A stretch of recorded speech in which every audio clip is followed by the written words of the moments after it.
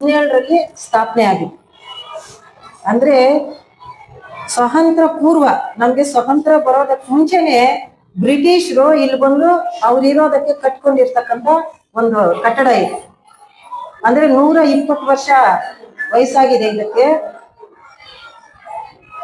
ಕಟ್ಟಡ ನೋಡಕ್ ಚೆನ್ನಾಗಿದೆ, ಆದ್ರೆ ಸುಣ್ಣ ಬಣ್ಣ ಪೇಂಟಿಂಗು ಇದಿಲ್ದಿರೋ ಸ್ವಲ್ಪ ಹಳೇದಾಗಿ ಕಾಣಿಸ್ತಿತ್ತು. ಆದ್ರೆ ಇದೇ ಶಾಲೆಯಲ್ಲಿ ಓದಿರ್ತಕ್ಕಂಥ ಹಳೆ ವಿದ್ಯಾರ್ಥಿ ಆಗಿರ್ತಕ್ಕಂಥ ಬೇಬಿ ಮೇಡಮ್ ಅವರು ಮಗ ಸಿವಿಲ್ ಇಂಜಿನಿಯರ್ ಆಗಿರೋದ್ರಿಂದ ಅವ್ರ ಮಗನ ಕಡೆಯಿಂದ ಭಾರತ್ ಸುಧಾರ್ ಅಥವಾ ಇಂಡಿಯಾ ಸುಧಾರ್ ಅಂತಕ್ಕಂಥ ಒಂದು ಸಂಸ್ಥೆಯಿಂದ ಅವರನ್ನ ಮನವೊಲಿಸಿ ನಮ್ಮ ಶಾಲೆ, ನಾವು ಓದಿರೋ ಶಾಲೆ ಅಂತ ಹೇಳ್ಬಿಟ್ಟು ಪೇಂಟಿಂಗ್ ಮಾಡಿಸಿ ಮಕ್ಕಳಿಗೆ ಯಾವ ತರ ಯೂಸ್ ಆಗುತ್ತೋ ಆ ತರ ಚಿತ್ರಗಳನ್ನ ಬರೆಸಿ ಅತ್ಯುತ್ತಮ ರೀತಿಯಲ್ಲಿ ಮಕ್ಕಳಿಗೆ ಯೂಸ್ ಆಗುವಂತಹ ಚಿತ್ರಗಳನ್ನ ಬರೆಸಿದ್ದಾರೆ. ಅವರಿಗೆ ನಮ್ಮೆಲ್ಲರ ಕಡೆಯಿಂದ ಹೃದಯ ಪೂರ್ವಕ ವಂದನೆಗಳನ್ನ ಅರ್ಪಿಸೋಣ.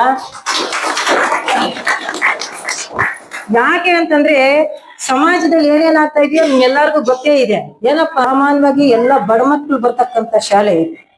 ಆ ಬಡ ಮಕ್ಳಿಗೋಸ್ಕರ ಯಾರು ಅವ್ರು ಏನನ್ನೂ ಬಯಸದೆ, ಅಂದ್ರೆ ₹1 ನಮ್ಮ ಕಡೆಯಿಂದ ತಗೊಳ್ದೆ ಮನಸ್ಫೂರ್ತಿಯಾಗಿ ಮಕ್ಕಳು ಚೆನ್ನಾಗಿ ಓದ್ಕೊಳ್ಳಿ, ಬಡವ್ರ ಮಕ್ಕಳು ನೋಡಕ್ಕೆ ಆಕರ್ಷಣೀಯವಾಗಿದ್ರೆ ಮಕ್ಕಳು ಚೆನ್ನಾಗಿ ಬಂದು ಓದ್ಕೊಂಡು ಆ ಚಿತ್ರಗಳೆಲ್ಲ ನೋಡಿ ಅದ್ರಲ್ಲಿ ಇರ್ತಕ್ಕಂಥ ಅಂಶಗಳನ್ನೆಲ್ಲ ತಿಳ್ಕೊಂಡು ಚೆನ್ನಾಗಿ ಓದ್ತಾರೆ ಅನ್ನೋ ಉದ್ದೇಶ ಇಟ್ಕೊಂಡು ಅವ್ರು ಸುಮಾರು ಒಂದು 7-8 ಲಕ್ಷ ಖರ್ಚು ಮಾಡಿ ಪೇಂಟಿಂಗ್ ಮಾಡಿ ಅದ್ರ ಜೊತೆಗೆ ಯಾವ್ಯಾವ ರೀತಿಯ ಚಿತ್ರಗಳನ್ನ ಬರ್ಸಿದ್ರೆ ಯೂಸ್ ಆಗುತ್ತೋ ಅಂತ ಚಿತ್ರಗಳೆಲ್ಲ ಬರ್ಸಿ ನಮ್ಗೆ ಅನುಕೂಲ ಮಾಡ್ಕೊಟ್ಟಿದ್ದಾರೆ. ಅವರಿಗೆ ಸುಮಾರು ಅಂತಂದ್ರೆ 200-250 ಜನ ಬಂದಿದ್ರು. ಅಷ್ಟು ಜನ ಬಂದು ಪೇಂಟಿಂಗ್ ಮಾಡಿ ಅವರೇ ಟೀಚರ್ಸ್ಗೂ ಮಕ್ಕಳಿಗೆ ರುಚಿಯಾಗಿರ್ತಕ್ಕಂಥ ಊಟ ಮಾಡಿಸಿ, ಆಮೇಲೆ ಟೀಚರ್ಸ್ ಅನ್ನ ಆಟ ಆಡಿಸಿ ಒಳ್ಳೆ ಒಂದು ಸೌಲಭ್ಯಗಳನ್ನು ಮಾಡಿಕೊಟ್ಟಿದ್ದಾರೆ. ಅವರಿಗೆ ಪರಮಾತ್ಮ ಏನಿದ್ದಾರೆ, ದೇವರು ಏನಿದ್ದಾರೆ, ಆರೋಗ್ಯ ಆಯಸ್ಸು ಎಲ್ಲ ಕೊಟ್ಟು ಅವ್ರನ್ನ ಚೆನ್ನಾಗಿರ್ಲಿ, ಇನ್ನೂ 16 ಸ್ಕೂಲ್ಗಳಿಗೆ ಈ ತರ ಸೇವೆ ಮಾಡ್ಲಿ ಅಂತ ಹೇಳ್ಬಿಟ್ಟು ಅವ್ರಿಗೆ ಹೃತ್ಪೂರ್ವಕವಾಗಿ ನಮ್ಮ ವಂದನೆಗಳನ್ನ ಅರ್ಪಿಸ್ತಾ ಇದ್ದೀವಿ. ನಾವೆಲ್ಲ ಶಿಕ್ಷಕರ ಪರವಾಗಿ ಅವ್ರಿಗೆ ಥ್ಯಾಂಕ್ಸ್ ಅನ್ನ ಹೇಳ್ತಾ ಇದ್ದೀವಿ. ಮತ್ತೆ ಒಂದು ಸಂತೋಷದ ಸುದ್ದಿ ಏನಪ್ಪಾ ಅಂತಂದ್ರೆ, ನನಗೆ 34 ವರ್ಷ ಸರ್ವಿಸ್ ಆಯ್ತು, ಇನ್ನು 3.5 ವರ್ಷ ಆಯ್ತು. ನನ್ನ ಸರ್ವಿಸ್ ಅಲ್ಲಿ ಹಿಂಗಾಯ್ತಲ್ಲ ಅಂತ ಹೇಳ್ಬಿಟ್ಟು ನನ್ನ ಮನಸ್ಸು ಕೂಡ ತುಂಬಾ ನೆಮ್ಮದಿಯಾಗಿದೆ, ತುಂಬಾ ಖುಷಿಯಾಗಿದೆ. ಅವ್ರಿಗೆ ಮತ್ತೊಮ್ಮೆ ನನ್ನ ಪರವಾಗಿ ಧನ್ಯವಾದಗಳನ್ನ ಹೇಳ್ತೇನೆ. ಸುಧಾರ್ NGOs ಆದಂತಹ Kiran sir, Vinod sir and Gokul, Niveda ma'am and Jeevitha ಮ್ಯಾಮ್ಗೆ ನಾನು ಹಾರ್ಟ್ಫುಲಿ ಥ್ಯಾಂಕ್ಸ್ ಅನ್ನ ಹೇಳೋದಕ್ಕೆ ಬಯಸ್ತೀನಿ. ಯಾಕೆಂದ್ರೆ ಈ ಒಂದು ಬಿಲ್ಡಿಂಗ್ ಬಂದು ಬ್ರಿಟಿಷ್ ಕಾಲದ ಬಿಲ್ಡಿಂಗು, 120 ವರ್ಷದ ಒಂದು ಬಿಲ್ಡಿಂಗ್ ಆಗಿತ್ತು, ಕಟ್ಟಡ ಆಗಿತ್ತು. ಅಲ್ಲಲ್ಲಿ ಎಲ್ಲ ಉದುರ್ತಾ ಇತ್ತು, ಸೋರ್ತಾ ಇತ್ತು. ಮತ್ತೆ ಗೋಡೆಗಳಲ್ಲಿ ಎಲ್ಲಿ ಬಣ್ಣ ಹಚ್ಚಿದ್ರು ಅಷ್ಟೊಂದು ಉಳಿತಾ ಇರ್ಲಿಲ್ಲ. ಒಂಥರ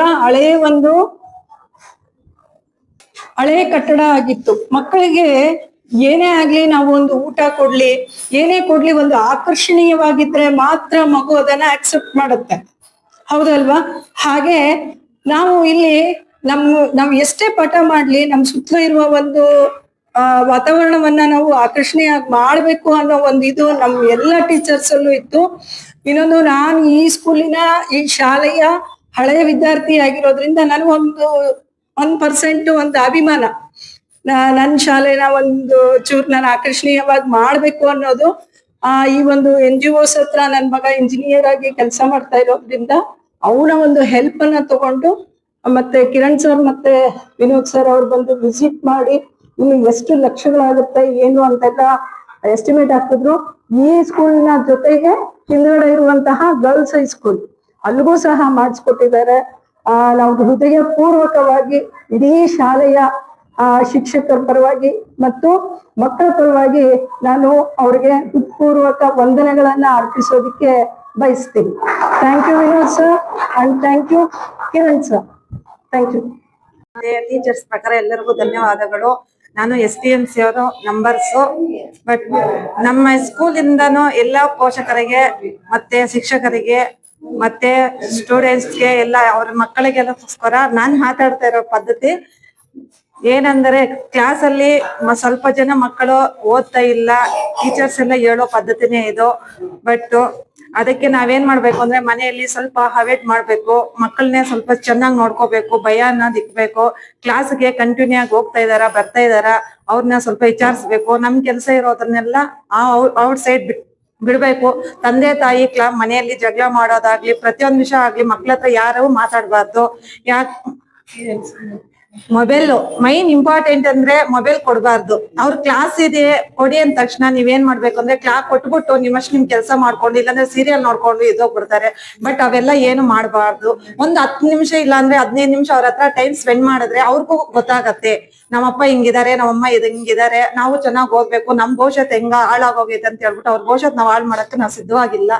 ಎಲ್ಲರಿಗೂ ಹೇಳೋದು ಒಂದೇ ಮಾತು, ನಮ್ ಮಕ್ಕಳ ಭವಿಷ್ಯತ್ತೇ ನಮ್ಗೆ ಇಂಪಾರ್ಟೆಂಟು. ನಾವ್ ಕೆಟ್ಟೋಗ್ಬಿಟ್ಟಿದೀವಿ ಅಂತ ಅವ್ರನ್ನ ಕೆಡ್ಸಕ್ ಹೋದ್ರೆ ಮುಂಚೆ ನಮ್ ಕೈಗೆ ಅವ್ರು ಸಿಗೋದಿಲ್ಲ. ಇವಾಗಿರೋ ಸಿಚುವೇಶನ್ ಅಲ್ಲಿ ಎಷ್ಟೋ ಜನ ಜೀವನ ಹಾಳಾಗೋಗ್ತೈತೆ. ಎಲ್ಲೋ ಎಷ್ಟ್ ನೋಡಿದ್ರೂ ಹೆಣ್ಮಕ್ಳನ್ನ ದಾರಿ ತಪ್ಪು ಎತ್ಕೊಂಡ್ ಹೋಗ್ಬಿಡ್ತಾ ಇದಾರೆ, ಏನೇನೋ ಮಾಡ್ತಾ ಇದಾರೆ. ಮಕ್ಕಳ ಭವಿಷ್ಯತ್ತು ಹಾಳಾಗ್ ಹೋಗ್ತಾರೆ. ಎತ್ತಿದ ತಂದೆ ತಾಯಿ ಎಷ್ಟು ನೋವು ತಿಂತಾ ಇದಾರೆ ಅಂತ ಎಲ್ಲರಿಗೂ ಅರ್ಥ ಆಗ್ತದೆ. ಬಟ್ ನಾವು ಮಾಡೋ ತಪ್ಪು ನಮ್ಗೆ ಬರೋದು. ಯಾಕಂದ್ರೆ ಫಸ್ಟ್ ನಾವ್ ತಪ್ಪು ಮಾಡ್ತಾ ಇರೋದು, ನಮ್ಮನ್ನ ನೋಡ್ಬಿಟ್ಟೆ ನಮ್ ಮಕ್ಳು ತಪ್ಪು ಮಾಡ್ತಾ ಇರೋದು. ಅದಕ್ಕೆ ನಮ್ ಮಕ್ಳು ನಾವು ಸರಿಯಾದ ಪದ್ಧತಿನಿಂದ ನಾವು ಬೆಳೆಸಿದ್ರೆ ಅವರು ಸರಿಯಾದ ಪದ್ಧತಿನಿಂದ ಹೋಗ್ತಾರೆ. ಆದ್ರೆ ನಮ್ಗೆ ಮೈನ್ ಇಂಪಾರ್ಟೆಂಟ್ ನಾನ್ ಕೇಳ್ಕೋದು ಒಂದೇ ರಿಕ್ವೆಸ್ಟ್, ನಮ್ಗೆ ಅಲ್ಲಿ ಆ ಕಡೆ ವಾಶ್ರೂಮ್ ಎಲ್ಲ ಬ್ಲಾಕ್ ಮಾಡ್ಬೇಕು. ಯಾಕಂದ್ರೆ ತುಂಬಾ ಜನ ಹುಡುಗರಿಗೆ ಟೀಚರ್ಸ್ಗೆ ತುಂಬಾ ಬೇನ್ಸ್ ಬರ್ತಾ ಇದೆ, ವಾಮಿಟ್ ಬರ್ತಾ ಇದೆ, ಮೈ ಶರ್ದಿರ ಹೋಗ್ಬಿಡ್ತದೆ, ತುಂಬಾ ಬ್ಲಾಕ್ ಆಗಿದೆ ಅಲ್ಲಿ. ಬಟ್ ಅದನ್ನ ಗೋರ್ಮೆಂಟ್ ನಿಂದ ಆಗ್ಲಿ ಒಂದ್ ಮಿನಿಸ್ಟರ್ ವರ್ಗೂ ಹೋಗ್ಲಿ ಇದು. ಬಟ್ ಅದನ್ನ ತುಂಬಾ ಬ್ಲಾಕ್ ಮಾಡ್ಬಿಟ್ಟು ಬೇರೆ ಸೈಡ್ ಎಲ್ಲಾನ ಕಟ್ಕೊಳ್ಳಿ. ಈ ಸ್ಕೂಲ್ ಮುಂದ್ಗಡೆ ಕಟ್ಬಿಟ್ಟು ತುಂಬಾ ಜನಕ್ಕೆ ಅನಾರೋಗ್ಯ ಬರ್ತಾ ಇದೆ. ಅದನ್ನ ನಾವು ಮಕ್ಳು ರಜಾ ತಗೊಂಡ್ರೆ ಮಕ್ಳಿಗೆ ಇಲ್ಲಿ ಪಾಠ ಕಳ್ಕೊ ಹೋಗ್ಬಿಡತ್ತೆ, ನಮ್ ಮನೆಯಿಂದ ಪಾಠ ಮಾಡ್ಸಕ್ ಆಗಲ್ಲ. ಅದಕ್ಕೋಸ್ಕರ ನಾನು ಈ 2 ಮಾತನ್ನು ಮುಗಿಸ್ತಾ ಇದ್ದೀನಿ. ಎಲ್ಲರಿಗೂ ಧನ್ಯವಾದ.